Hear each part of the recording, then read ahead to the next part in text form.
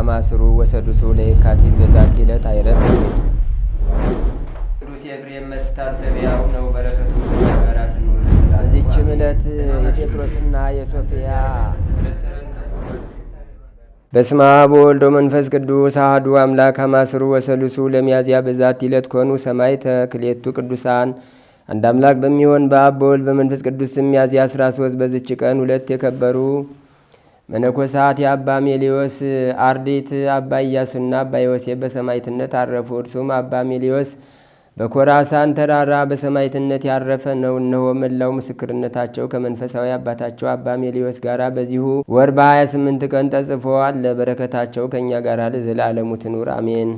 ሰላም ለክሙ ኢያሱ ወዮሴፍ ሮያን አርዲተ ሜሊዮስ ዘደብረ ኮራሳን ሶበ ኢየሱስ ትብሉ ፈጣሪ ብርሃን ዘቀተሉክሙ ውሉደ ንጉሥ አብዳን በውስተ ልቦሙ ወዘዋ ሰይጣን። በዚችም ዕለት ሐዋርያት የሾሟት ዲያቆናዊት ሰማዕት የሆነች የዲዮስኒስ መታሰቢያዋ ነው። በረከቷ ከእኛ ጋር ለዘላለሙ ይኑር አሜን። ሰላም እብ ለዲያቆናዊት ዲዮኒስ እለሴምዋ አርዲተ ክርስቶስ በስዕለተ ዛቲ ቅድስት በስጋ ወነፍስ ወበትንባሌሁ ለሰማዕት መናድሌዎስ መንገለ የማኑ ያቁመን መሐሪ ንጉሥ። በዚችም ዕለት የሰማዕቱ የቅዱስ መናድሌዎስና የአባት አኩሊሳቲሞስ የአራት መነኮሳትም መታሰቢያቸው ነው። በረከታቸውም ከእኛ ጋር ለዘላለሙ ትኑር አሜን። አንድ አምላክ በሚሆን በአብ በወልድ በመንፈስ ቅዱስ ስም ሚያዝያ 14 በዚች ቀን በእስክንድሪያ ለተሾሙ ሊቃነ ጳጳሳት 15ኛ የሆነ የከበረ አባት የእስክንድሪያ ሊቀ ጳጳሳት አባ መክሲሞስ አረፈ።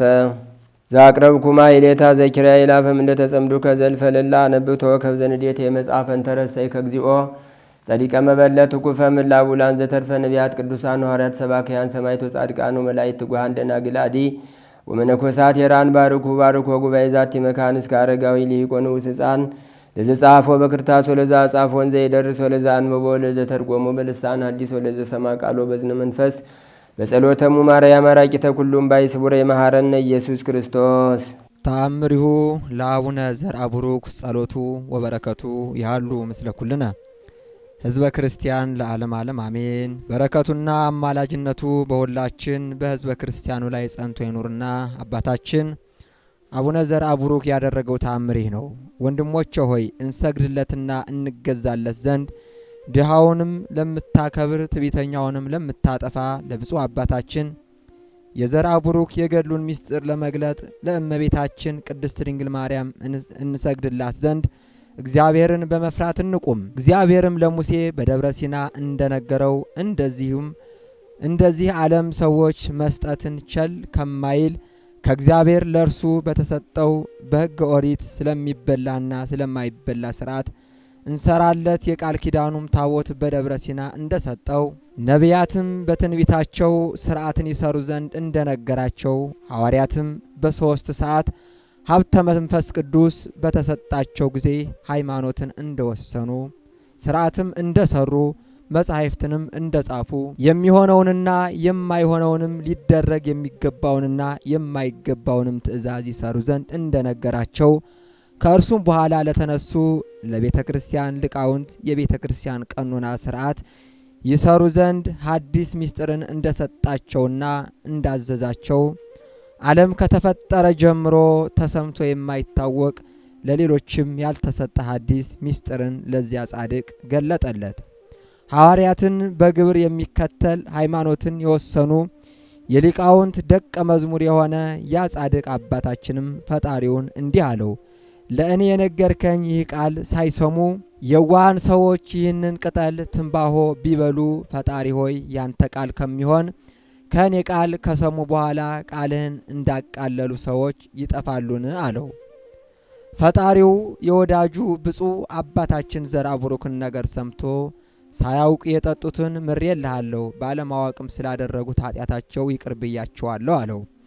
ብፁዕና ቅዱስ አባታችን ዘርአቡሩክ ይህንን ቃል ከፈጣሪው አንደበት ሰምቶ በዚህ በተረገመ ቅጠል መቅሰፍት ነፍስ የዘላለም ቅጣት እንዳለ ሳያውቁ ያን የተረገመ ቅጠል በጠጡ ሰዎች ላይ ስለተደረገው ምሕረት እጅግ ደስ አለው።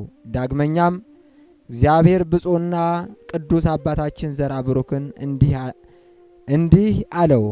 ካንተ አስቀድመው ለነበሩ ሰዎች ያልተገለጥኩትን የነገርኩህንና የገለጥኩልህን ካንተ የሰማውን ነገርም ንቆ ሞቶ የሚጠጣ የተረገመ ቅጠልን ከዛሬ ጀምሮ የጠጣውንም ታላቅ በቀልን እበቀለዋለሁ። መንጸፈ ደይንንም አወርድበታለሁ። በይቅርታና በቸርነቴ ወደ እርሱ አልመለስም። ከጥበበኞች የተደበቀ ከአዋቂዎችም የተሰወረ ይህን ስውር ምስጢር እግዚአብሔር ለወዳጁ ብፁዕና ቅዱስ አባታችን ዘርአ ብሩክ እንደገለጠለት እንዲሁ እግዚአብሔር የተሰወረውን ምስጢር ይገልጥ ዘንድ በጎችን ጻድቃንን በቀኝ በሚያቆምበት ጊዜ በተድላ በደስታ በቀኙ ያቁመን ዘንድ ለዘላለሙ አሜን። መላእክት እግዚአብሔር ለኛ በሚያደርገው ነገር ምን ይላቸዋል ነው? ደስ ይላቸዋል ነው። አምላካችን ልዑል እግዚአብሔር የራቀውን እያቀረበ የረቀቀውን እያጎላ ጊዜያችንንና አንደበታችንን ተቆጣጥሮ እንዲያስተምረን የእሱ መልካም ፈቃድ ይሁን። ጸጋ መንፈስ ቅዱስ ሁላችንን ይጎብኘን። በልባችን ውስጥ ያለ የኃጢአት ስር ካለ እግዚአብሔር ቆርጦ ይጣልልን። ዛሬ የመመለስ ቀን፣ የንስሐ ቀን፣ የምስጋና ቀን፣ በእውነት እግዚአብሔርን የምናይበት የብርሃን ቀን እንዲሆንልንም እግዚአብሔር በቸርነቱ ይርዳን። ዓለም በልዩ ልዩ ነገር ዓይናችንን ጋርዳናለች። ልባችን በብዙ ነገር ተይዟል፣ ተወግቷል። ዓለም ወደ ኋላ ትጎትተናለች። በእግዚአብሔር የክብር ብርሃን ልባችን እንዳይበራ፣ በእግዚአብሔር ወንጌል ጸጋ እንዳይበዛልን፣ ጌታ በሰጠንና በገለጠልን ብርሃን መመላለስና ምስጋና ማብዛት እንዳንችል ዓለማችን በልዩ ልዩ መንገድ ትጎትተናለች። የኛ የሆኑ ወዳጆቻችንን ወገኖቻችንን እጃቸውን አስረው ጥለው እንድናለቅስ፣ እንድናነባ፣ እንድናዝን በሐዘን ሸለቆ ውስጥ ረጅም ጊዜ እንድንኖርና እንድንቆይ የሚፈልጉ ከእግዚአብሔር ምስጋናና አምልኮ ወደ ኋላ ሊጎትቱን የሚፈልጉ ኃይላት አሉና እነዚያን እኛ ስማቸውን የማንጠራ እግዚአብሔር ግን ስማቸውን ጠርቶ የሚያውቃቸውን ክፉ ለመስራት እጃቸውን የሚያበረቱትን ሁሉ እግዚአብሔር አምላካችን በቸርነቱና በኃይሉ በቃችሁ ይበላቸው። የእናታችን የወላዲተ አምላክ የድንግል ማርያም ጸጋዋ የቃል ኪዳን ምልጃዋ ይለየን። የመላእክት ጥበቃ በዙሪያችን ይሁንልን። የጻድቃን የእግዚአብሔር ወዳጆች ጸሎት በረከት ይጎብኘን። ኃይለ መንፈስ ቅዱስ ረዳት ሆኖ ያስተምረን። የብዙ መላእክትን ድምፅ ምናል ሰማሁ። ወገኖቼ ይህን ቃል የነገረን ባለራእዩ ዮሐንስ ነው።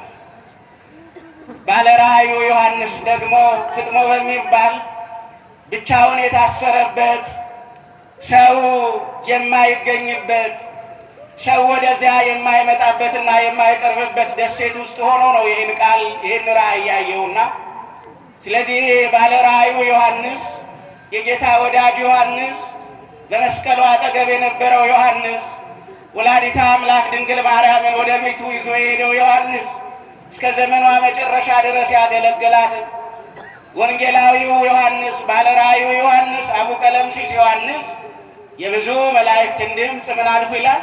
ሰማሁ ይላል።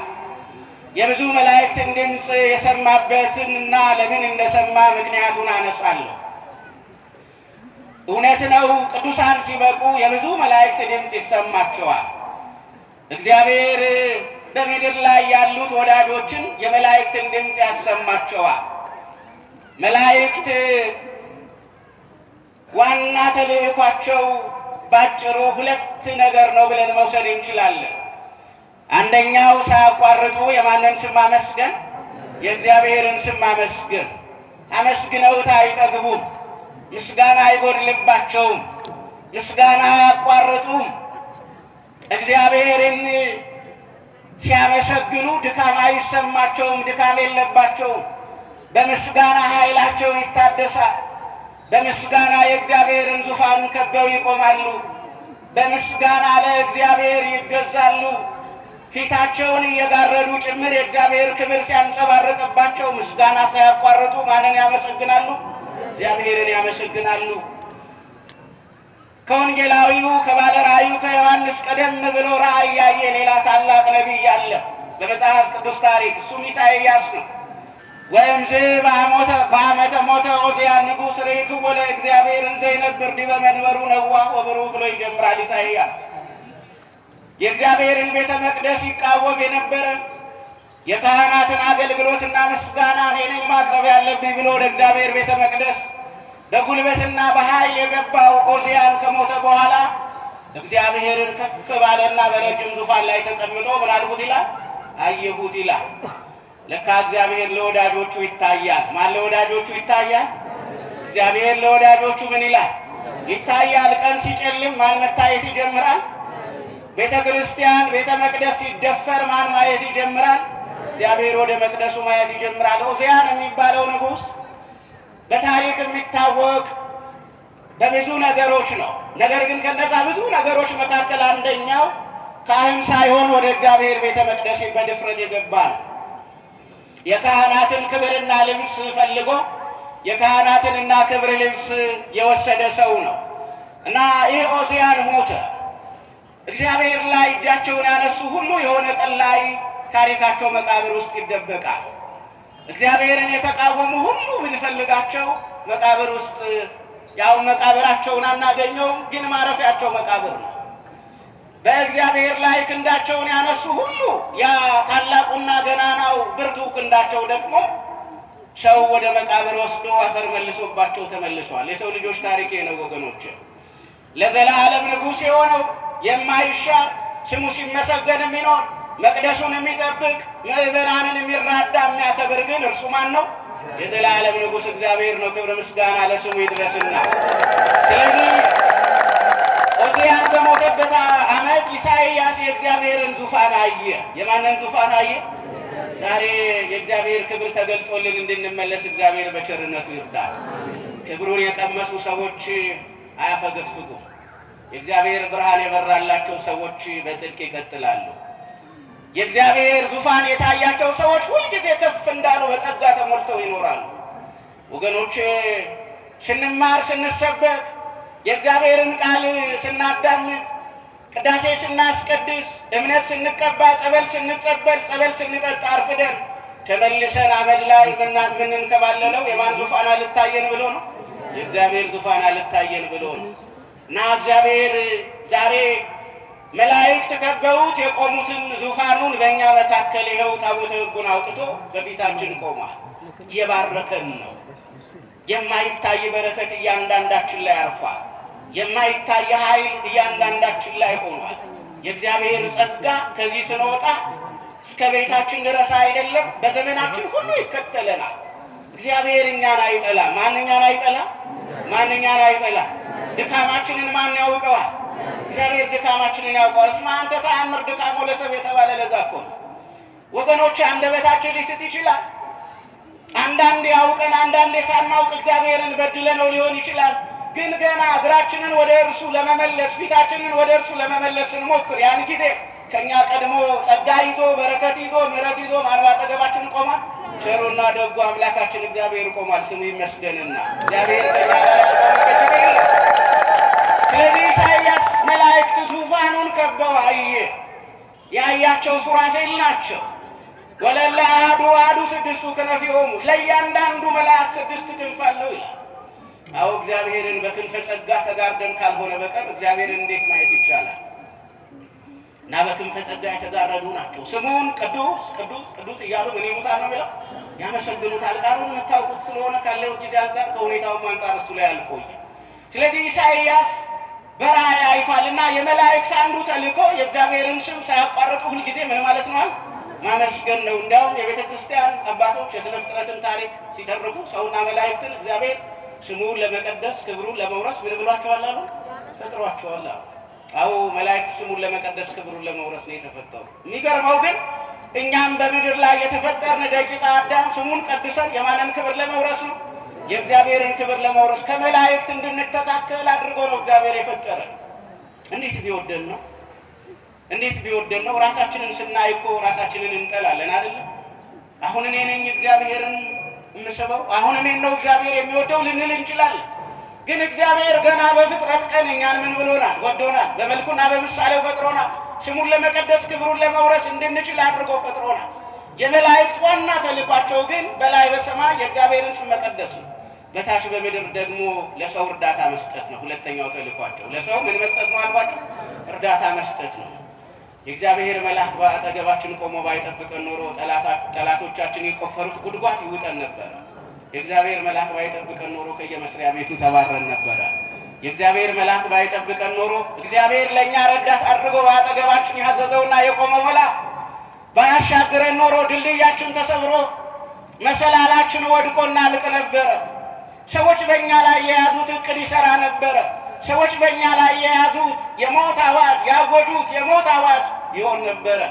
የያዙት እቅድ ያወጁት አዋጅ ያልተሳካው እግዚአብሔር መላእክቱን ልኮ በረድኤት መላእክት በእኛ አጠገብ ስላሉ ስለጠበቁን ነው። እግዚአብሔር ይመስገንና ስለዚህ የመላእክት በምድር ላይ ተልእኳቸው ምንድን ነው ከተባለ እኛን ሰዎችን ምን ማለት ነው? መርዳት ነው። ዛሬ ዮሐንስ በራእዩ ላይ ያየውን የሐዲስ ኪዳኑን ሐሳብ ላንሳ። ዮሐንስ በራእዩ የብዙ መላእክትን ድምፅ ምን አልኩ ነው ያለው? ሰማሁ ይላል። ለመሆኑ ምን ሲሉ ነው የሰማው? ለሰው በተደረገው ነገር አእላፍ መላእክት ሲያመሰግኑ ሰማ። ለማን በተደረገው ነገር አልኳችሁ? ለሰው በተደረገው። እግዚአብሔር ለእኛ በሚያደርገው ነገር በሰማይ ታላላቅ ምስጋና ይደረጋል። የምስጋና መስዋዕት መላእክት ያበዛሉ። እግዚአብሔር ለእኛ በሚያደርገው ነገር ታስታውሳላችሁ አይደለ? ጌታ በተወለደ ቀን በበረት ተገኝተው ስብሐት ለእግዚአብሔር በሰማያት ወሰላም በምድር ስምረቱ ለሰብእ ብለው ለሰው የተደረገውን በጎ ነገር ምክንያት አድርገው ያመሰገኑ እነማን ናቸው? መላእክት ናቸው። ስለዚህ መላእክት ለእኛ በሚደረገው ነገር ደስ ይላቸዋል። እና ዮሐንስ እዚህ ጋር የአእላፍ እና የትንቢት የብዙ መላእክትን ድምፅ የሰማበት ዋናው ምክንያት ምንድን ነው ከተባለ እዚህ ቦታ ላይ የሰውን መዳን መሰረት የሚያደርግ ነው። እና የሰማው ቃል እንዲህ የሚል ነው። የታረደውን በግ ሲያመሰግኑ ሰማ። የታረደውን ምን? የታረደው በግ ማን ነው? እስቲ መልሱልኝ። የታረደው በግ ስሙ ማን ይባላል? ለእናንተ የታረደላችሁ በግ ስሙ ማን ይባላል? ለእናንተ በቀራንዮ የተሰዋላችሁ በግ ማን ይባላል? ሞታችንን የገደለልን የታረደ በግ፣ ኃጢአታችንን የደመሰሰልን የታረደ በግ፣ በደላችንን ይቅር ያለን የታረደ በግ፣ ለእኛ ደሙን አፍሶ የእኛን ጤና የእኛን ደህንነት የመለሰ የታረደ በግ፣ በቀራንዮ ላይ እንደታረደ በመስቀል ላይ ያየነው ቅዱሱ ጌታ ዘላለማዊው ንጉሥ፣ በዘመን መካከል ሰው የሆነ በፍጹም ትስብእት የተገለጠው መድኃኔዓለም ኢየሱስ ክርስቶስ ነው የታረደው። አዎ እሱ በመታረዱ ምክንያት እኛ ፋሲካ አድርገናል። እግዚአብሔር ይመስገንና ደስታ አድርገናል። ደስ ብሎናል። ልባችን የደስታ ነው። የሞት ቀንበራችን ተሰብሯል። የመቃብር ጉድጓዳችን ተደፍኗል። የሲኦል በር ተዘግቷል። ጠላታችን ዲያብሎስ ከእግራችን በታች ወድቋል። አጋንንት ተጥለዋል። መናፍስት ተጥለዋል።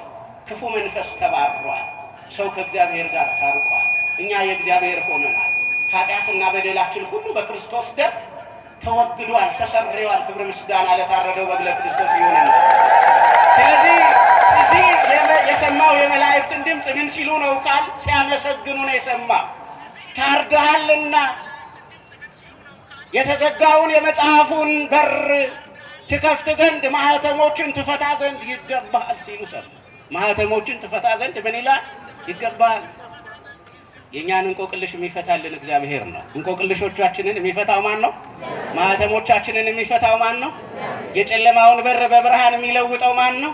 ድቅድቅ ጨለማውን በብርሃን የሚገልጠው ማን ነው? እግዚአብሔር ነው። ለአረጋውያን በዕድሜ ላይ የሚጨምር ማን ነው? ወጣቶችን የሚያሳድግ ማን ነው? ያልተሰራ ቤትን አጠናቆ የሚሰጥ ማን ነው? በቸርነቱና በምሕረት ሁልጊዜ እየተከተለ ከበደልና ከቆሻሻ ስፍራ የሚጠራንና የሚመልሰን እርሱ ማን ነው? እግዚአብሔር ነው። አመስግኑት ይህንን ታላቅ ጌታ፣ ምሕረትን ያበዛልን ጌታ። ስለዚህ ማኅተሞቹን ትፈታ ዘንድ ይገባሃል አሉት ይላል። በማኅተም ተይዘን ነበረ። በዕዳ ደብዳቤ ተይዘን ነበረ። ዲያብሎስ በእግሩ ረግጦን ነበረ። ፍዳ በላያችን ላይ ነበረ። እርግማን ሁላችንን ይዞን ነበረ። ጽድቃችን የመርገም ጨርቅ ሆኖብን ነበረ። ፊታችን ወደ ሲኦል ወደ ጨለማ ዞሮ ነበረ። ማኅተሞቹን ጌታ ሲፈታ ግን ፊታችን ወደ እግዚአብሔር ገነት ወደ መላእክት ኅብረት ተመለሰ። እናም ከመላእክት ጋር ማንን ለማመስገን ቻል? እግዚአብሔርን ለማመስገን ቻል። ስለዚህ ዮሐንስ የሰማው ድምፅ ምን የሚል ነው ቃል? ማኅተሞቹን ትፈታ ዘንድ ይገባል። ምክንያቱም ታርደሃልና፣ ሞተሃልና፣ በሞትህ ሰውን አድነሃልና፣ በሞትህ ሰውን ወደኸዋልና፣ በሞትህ ሰውን ተከትለዋልና፣ በሞትህ ሰውን ፈልገህ አግኝተዋልና ምስጋና ላንተ ምን ይላል? ይገባል። ጌታችን በመስቀል ላይ የሞተው ለራሱ ጥቅም ነው? ለማን ጥቅም ነው? ለማን መዳን ነው? ለማን ቤዛ ሊሆን ነው? ማንን ሊዋጅ ነው? እኛን ሊዋጅ። ስለዚህ መላእክት ለእኛ በተደረገው መዳን፣ ለእኛ በተደረገው ድህነት ደስ ብሏቸዋል አላላቸው? ብሏቸዋል። በወላዲተ አምላክ ድንግል ማርያም ማዕፀን ውስጥ እኮ መላእክት ሲያመሰግኑ ተሰምተዋል ወገኖች። ደስ ብላቸው ማለት ዛሬ የሰማያውያን መላእክቱን ነገር ቢነግራችሁ እውቀት ነው የሚሆን። ነገር ግን ወገኖች ለእኛ የተደረገውንም ነገር መላእክት ሲመለከቱ በምስጋና ይሞላሉ። አክሊላቸውን ከራሳቸው ላይ አውርደው ለንጉሡ ለክርስቶስ ተንበርክከው ይሰግዳሉ። እና ታርዳሃልና ይገባሃል፣ ሕዝብን ከነገድ ከቋንቋ ዋጅተሃልና ለአንተ ምስጋና ይገባሃል ሲሉ ሰማኋቸው ይላል። እውነት ነው፣ ለክርስቶስ ምስጋና ይገባል። ኢየሱስ ስም አይደለ እንደ ዛሬ ያቆመን? ኢየሱስ ስም አይደለ እንጀራ የሆነን? ኢየሱስ ስም አይደለ መንገድ የሆነን? ኢየሱስ ስም አይደለ ስንቅ የሆነን? ኢየሱስ ስም አይደለ እንደ ብንሰደድ ሀገር የሆነን? ኢየሱስ ስም አይደለ እንደ ብንጠፋ ተፈልገን የተገኘ ነው? በሱ ስም እኮ ነው ወገኖች፣ በስሙ እኮ ነው የከበር ነው። ካህን ብንባል በስሙ፣ መምህር ብንባል በስሙ፣ ሊቀ ምናምን ብንባል በእርሱ ስም አይደለ እንደዛ ይሆን ነው? በሌላ በማንም አይደለም። ክብር ምስጋና ይግባ ወገኖች። ከአመድ ላይ አንስቶ ላከበረን፣ ከአመድ ላይ አንስቶ ላከበረን፣ ተራ የነበርን እኛን ያከበረን እርሱ ነው። ምናምንቴ የነበርን እኛን ክብር የሰጠን ማን ነው?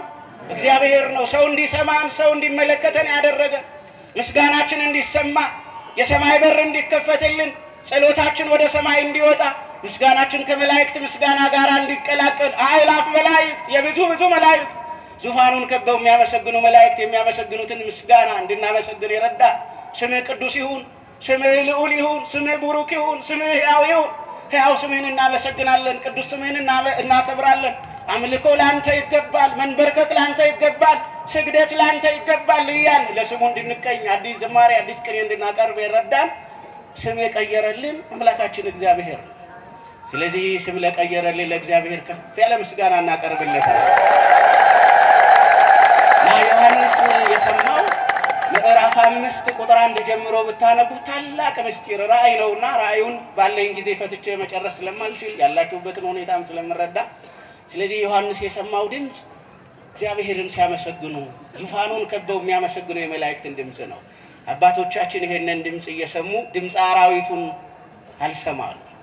በገዳም ያሉ አባቶች ሲበቁ እኮ የአውሬው ድምፅ የማያስፈራቸው፣ ነፍሰ ገዳዩ የማያስፈራቸው የማንን ድምፅ እየሰሙ ነው? የመላእክትን ድምፅ እየሰሙ ምስጋናቸውን እየሰሙ የመላእክትን ሰማያዊ ምስጋና፣ የማይቋረጥ ምስጋና፣ የማይጎድል ምስጋና፣ ክብር የማያሳንስ ምስጋና፣ በኃይል የተሞላ በጸጋ የተሞላ በሀብት የተሞላ ምስጋና እየሰሙ አባቶቻችን አንዳንድ ጊዜ እኮ እንደምታውቁት በጦር ሲወጉ ራሱ ከምስጋናው ጣዕም የተነሳ በጦር መወጋታቸውን ያላስተዋሉበት ጊዜ እንደነበረ በቤተ ክርስቲያን ታሪክ ታውቃላችሁ አይደለ? አፄ ገብረ መስቀል እኮ እንደዛ ቅዱስ ያሬድ ሲዘምር፣ ቅዱስ ያሬድ ሲዘም ዜማውን ከጉሮሮው ከአንደበቱ ሲያወጣ ከመመሰጣቸው የተነሳ የቅዱስ ያሬድ በትር እግራቸውን ሲወጋ አላስተዋሉ። ምስጋና ሰውን ይለውጣል። ምስጋና ሰውን ምን ይላል? ሰውን ይለውጣል። ምስጋና ልብን ሰማይ ላይ ይወስዳል። ምስጋና በእግዚአብሔር ዙፋን አጠገብ ያስቀምጣል። ምስጋና የእግዚአብሔር ክብር እንዲከበን ያደርጋል። የመላእክት ምስጋናን፣ የካህናት ምስጋናን፣ የመንፈሳውያን ምስጋናን እየሰማን በመቅደሱ ጸንተን እንድንኖር እግዚአብሔር በምሕረቱ ይርዳል። አዎ ሰላማችን ርቋልና እግዚአብሔር ሰላም ይመልስልን። ረፍት አጥተናልና እግዚአብሔር ረፍት ይስጠን። አዎ በውድ የገዛነው አልጋ ላይ ረፍት የሌለው እንቅልፍ ነው የምናሳልፈውና እግዚአብሔር ለልባችን ረፍት ይስጠን።